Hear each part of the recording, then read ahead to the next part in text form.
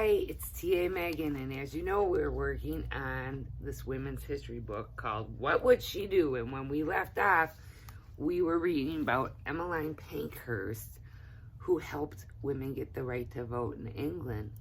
And as a result, women can vote almost everywhere in first world nations now. So now we're on to Marie Curie, Fab Physicist.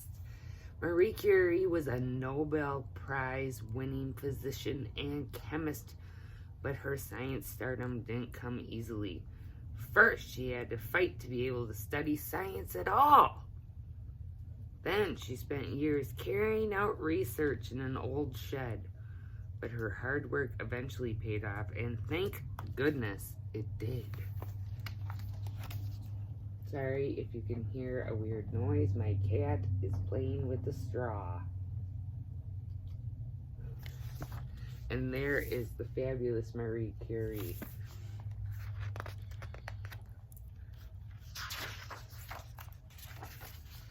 Name: Maria Skłodowska Curie, born November 7th, 1867, died July 4th, 1934, at the age of 66. Her nationality is Polish-French, and her profession is scientist. Marie Curie started life as Marie Skłodowska in Warsaw, Poland.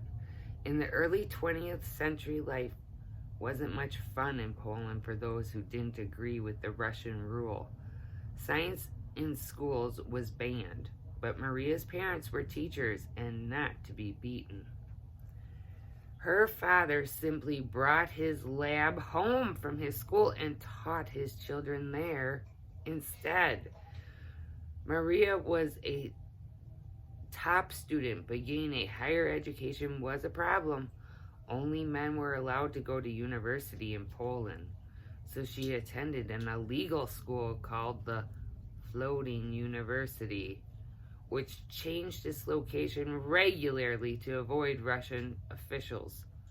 While saving up to go to the Sorbonne, a famous university in Paris, when she reached France at last at the age of 24, Maria, who then changed her name to Marie, dove straight into her studies of physics and mathematical sciences.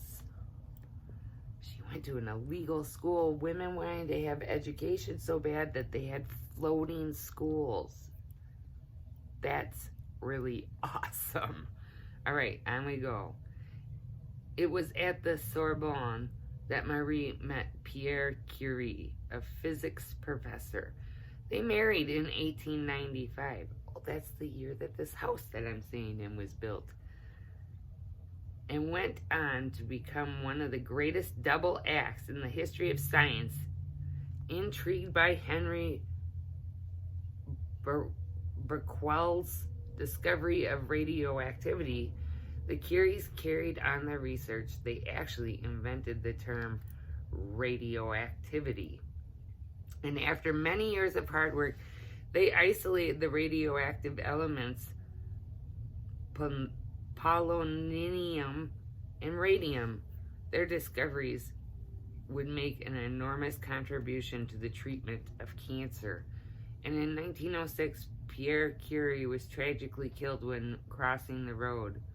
Shattered by the loss, Marie succeeded Pierre as professor of general physics and became the first female professor at the Sorbonne. In 1914, she was made director of the Curie Laboratory at the Radium Institute of the University of Paris. And whenever she could, she encouraged the use of radium to help patients. During World War I, she organized a fleet of mobile X-ray units to diagnose soldiers' injuries near the battlefield. She trained others in the use of X-ray machines and even drove the trucks known as Petites Curies, which means little Curies, and they are thought to have helped over 1 million soldiers during the war. She died in 1934 at the age of 66 as a result of her long-term exposure to radiation. Marie and Perry Curie and Henry Becquerel were jointly awarded the Nobel Prize for Physics in 1903. She was the first woman ever to be awarded a Nobel Prize, and in 1911 she was awarded the Nobel Prize for Chemistry too.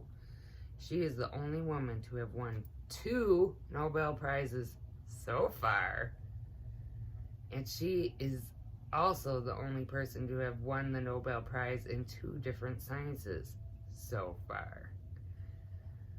To top it off, Marie's daughter, Irene Joliot Curie, also won a Nobel Prize for Chemistry in 1935, making them the only Nobel Prize winning mother and daughter to date.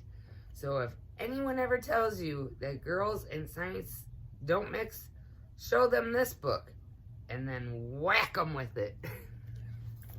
Quote, "Life is not easy for any of us, but what of that? We must have perseverance and above all confidence within ourselves. We must believe that we are gifted for something and that this thing must be attained." That was a quote from Marie Curie.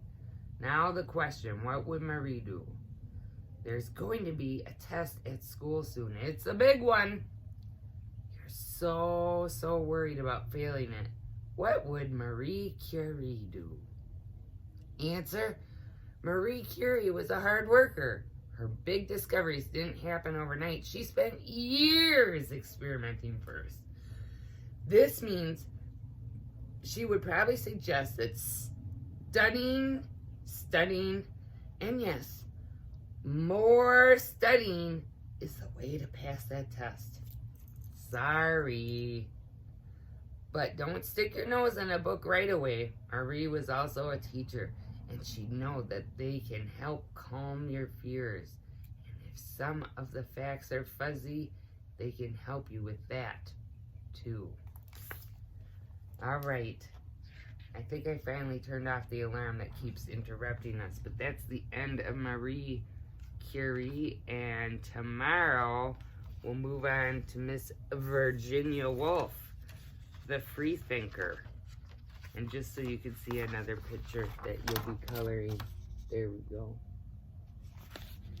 All right, we're getting close to the end of this book, but there's so much more to know about women's history. See you later.